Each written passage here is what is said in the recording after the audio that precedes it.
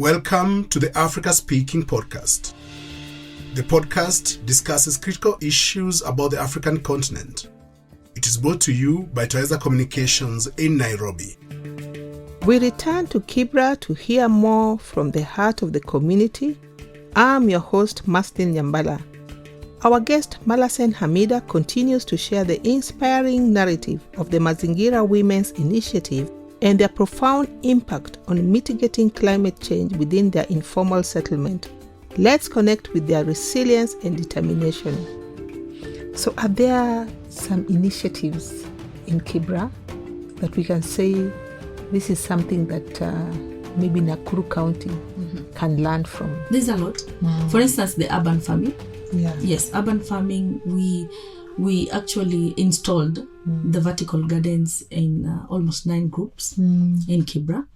And that is something that can actually be adapted. We did it in Kibera and Mathare.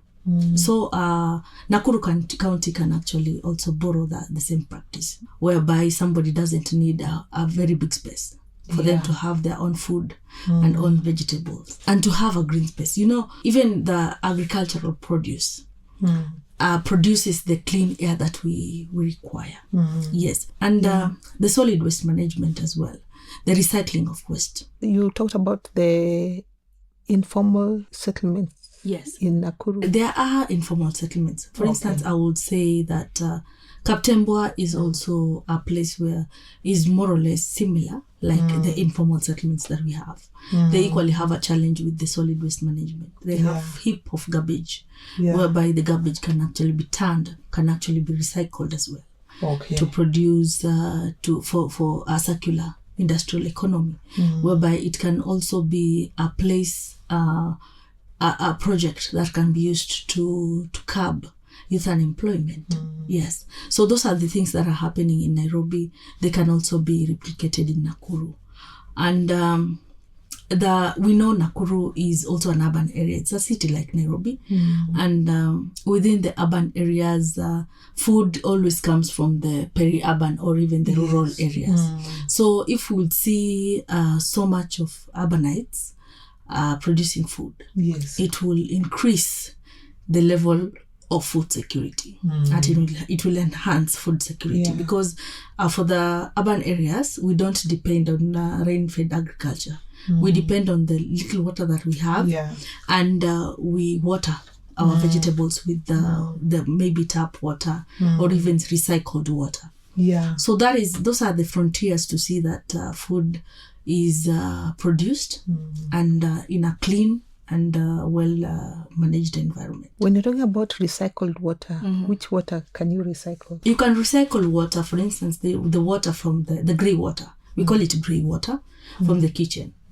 Yes, even the water that you wash the clothes with can also be recycled. It's only to farming.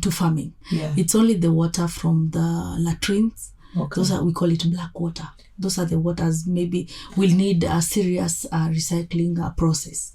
The water from washing, would you recycle? Is it for the final rinse or even the soap one? Even the soap one. The soap one can also be recycled. There's a way it can be recycled. How do you recycle? Ash, yes, you can pour ash on it, and then it can be stored for about a day or two, and then that water will be ready for. So even the ash that you get from your jiko, is also something one should keep. Absolutely. Ash is one of the very most important products within the recycling and the storage as well. For briquettes, for water cleaning, and I remember for storage. In the ancient times, even the cereals was actually stored. That is another indigenous knowledge. That is also another indigenous knowledge. Ash is a very valuable. Because the old mamas, or those with the jikos, those who are using charcoal, and those who want to keep pests and odor from the garbage away, they use the ash. Because you've accumulated knowledge, what can the learning institutions, what can they learn from you? Or what role can they play in the whole environment and climate change adaptations, whether it is universities, secondaries, and maybe begin by telling us what you have done with them so far. Universities and schools can play a key role. Let me start with the academia and the higher institution of learning. They can actually do a lot of research. Research also can be done. And new innovations. Innovations can actually be done with the academia and the higher institution of learning on how best we can adapt to climate change. Because it's a new phenomenon and a lot is happening. And there's a challenge within the social understanding and the scientific understanding of climate change. There's a knowledge gap. And the community to actually understand that climate change is part and parcel of their daily lives.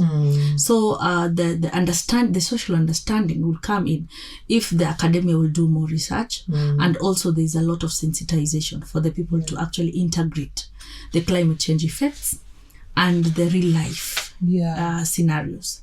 So academia, we've worked with so many students within the universities. We've partnered in the tree planting with the students. I've been interviewed so much with the students who are doing their thesis in urban farming, hydroponics.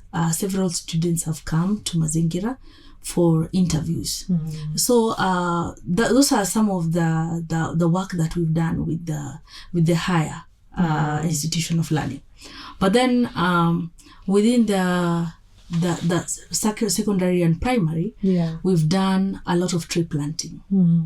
Okay, we planted trees in public schools, that is public primary and public secondaries, because those are the schools with the spaces. Then the schools normally cooperate. They do. Okay. They do cooperate, and I'm grateful that now even the administration in the schools, even the CBC in curriculum, there's environmental studies.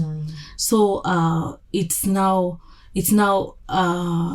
a practice in schools that trees have to be planted and vegetables have to be grown. So at that level, it is a plus for us because it's easier to partner with schools. We notify them if we do have seedlings, and then different schools have got environmental teachers and environmental clubs. So these are the platforms that we use within the schools and the administration. You mentioned also hospitals? Yeah, sure. Even in institutions like hospitals, we've planted trees in Mbagathi Hospital and Mama Lucy. Yeah, those are institutions also which have spaces. Yes, it's about space. Basically, within the urban areas, it's about space. Yes, whenever there is space, we partner with those with space to see how best we can grow trees. But in hospitals, we specifically just do fruits. Then, what are some of the gender dynamics that you're noticing in this work, the climate change work that you're doing in Kibera? Previously, it's only the youth who are engaging in solid waste management. Okay, and it's part of the nature-based solutions of environment. So it's only the youth that are dealing with garbage collection and transportation and disposal. Women were left behind. So as an organization, we felt we should rope in women to allow them realize their importance and their role in the solid waste management, because a majority with no biases, waste is produced at within the home level, within the kitchens. Okay, and a majority of people in the kitchen are women. In fact, even if there is a home within the contemporary society that has got, it's only men-led houses, like bachelors' houses, still the waste is produced in the kitchen. So I felt women should actually be part and parcel of solid waste management. That is the cleaning, sorting of waste, and actually collection of waste. If not just disposal, just collection, to enable somebody to collect and recycle the waste. And also our purpose was to actually educate them on how to recycle the little waste they have. Because we do have the papers. They can use the papers in different purposes. They can repurpose the papers. They can repurpose the food waste they produce. Okay, by actually using them to do their own urban farms. So if at all it's excessive, they'll have plastic waste currently. Okay, they can actually separate the waste and enable the collectors to use them. You mentioned that it was the young men that were originally so much in the collection and waste management.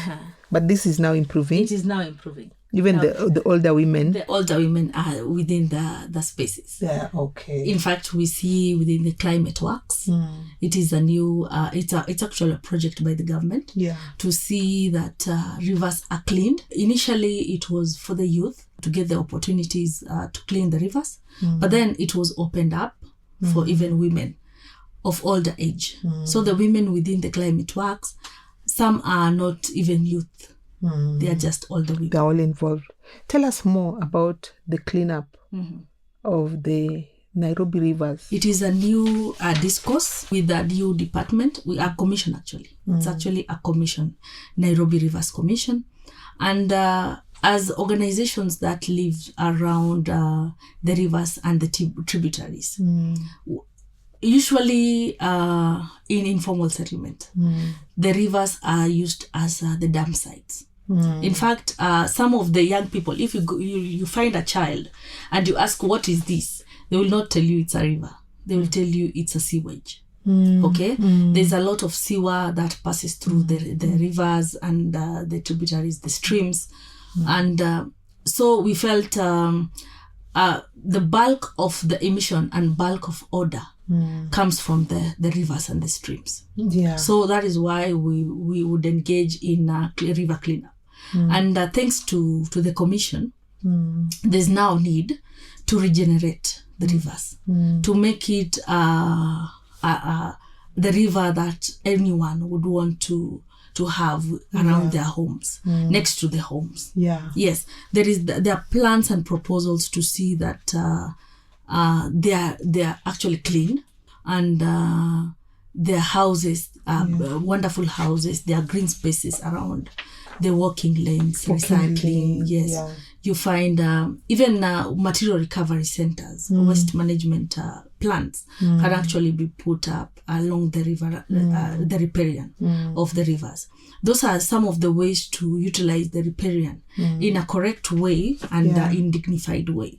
So thanks to the commission in coordinating and connecting with the communities and the local organizations that are working along the river lines to see that the regeneration is actually at its best. Are we making headway? Yes, we did mapping of organizations along the river, those who are actually working within the rivers. And to this level, a lot of engagements are happening. In fact, there is public participation meetings to see how best proposals can be found. The community can actually go and give their proposals on how best the riparian can be managed. There's also the issue of social housing that can be put along the river lines, the riparian, to see that because within the informal settlements, a majority of people live up to the bank of the rivers. And with the heavy rains, we've seen lives have been lost, properties lost as a result of people living close to the river and the water breaking the banks and actually getting into the homes. So we've seen the devastating effects of river within the informal settlement, even within the upmarket. We've seen those who actually have put house on the waterways. We've seen their homes flooding to the level that they're actually equally getting losses, like the people within the informal settlement. Those who are on the waterways. Yes. So with the climate change issues, we are looking at rains that will be coming. The rains will be more. And it will be devastating if at all there is no clear pathway for the storm water to actually move. So those are some of the ways to see that riparian lands are actually left to ensure that the water get proper pathways, not actually getting into the homes, because we've lost a lot of lives within even Kibera and all the areas along the riverways. I think that's very important work on preserving the water pathways and the riparian land. Now, looking at legislation, the policies that accompany the work or support the work that you are doing, are you satisfied that we are having adequate, the policies are working? What would be your take? Policies are working. We have a lot of legislations, and we are part of the system that we've adapted, the ratified laws that have been passed within the international or regional spaces. We have locally crafted laws within the counties. We have national laws that are working.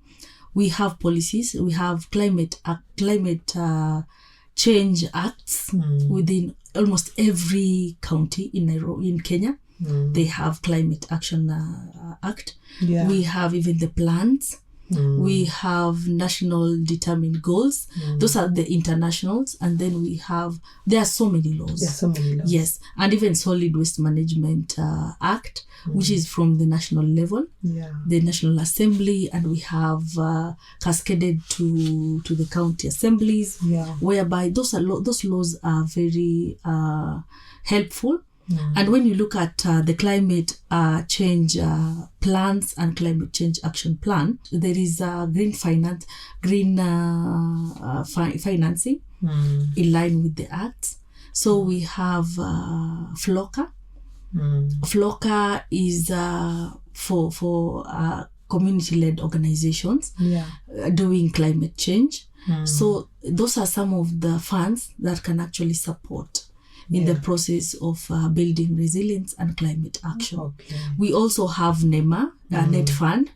Net Fund also supports different organizations and institutions in ensuring that the climate actions goes on within the different locations and localities. So the NEMA Net Fund, they're able to give the CBOs? There are those CBOs that usually succeed in getting it. In getting the funds. Yes. And the FLOCA for Nairobi is 3 months old.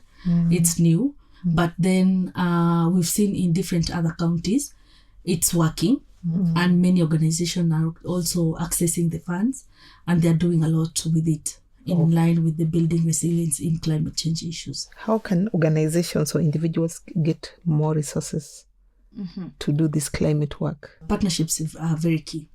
Because, for instance, for Mazingira, we are not getting financial support, but we are getting support from, for instance, county government. When we have events, tree planting events, we partner with county governments and they provide us with seedlings. So that is a support. Yes, those are support as well. And there are institutions where we partner as well, and they fund our events. We've partnered with many organizations, and they've funded 1 or 2 events within our organizations, and we're grateful, yes. All right. Like Crown Trust. Yes. What would be your parting shot now as we close? What is this thing that you may want to advise, even generally, from the work that you do? Well, climate change effects is with us. It's our responsibility to look for ways to adapt and mitigate. Because we live with it, we are already feeling it, and hence what we need to do is look for adaptation mechanism to see that our lives are better within the climate change effects. And we don't have any other planet to go to. And we need to conserve our environment to have a sustainable future for our children and for ourselves. And that concludes our impactful 2-part series with Malassen Hamida, narrating the incredible work of the Mazingira Women Initiative in Kibera. Thank you for joining me, Masli Nyambala, as we amplified their vital voices. Thank you for listening to the Africa Speaking Podcast. Join us in our next episode, brought to you by Twaiza Communications in partnership with Forum Sieve. For any comments and views, you can reach us through our website, www.africaspeaking.org. You can also reach us on Facebook, Twaweza Communications, or on our X handle, @TwawezaComs. You can also write to us on email, info@africaspeaking.org.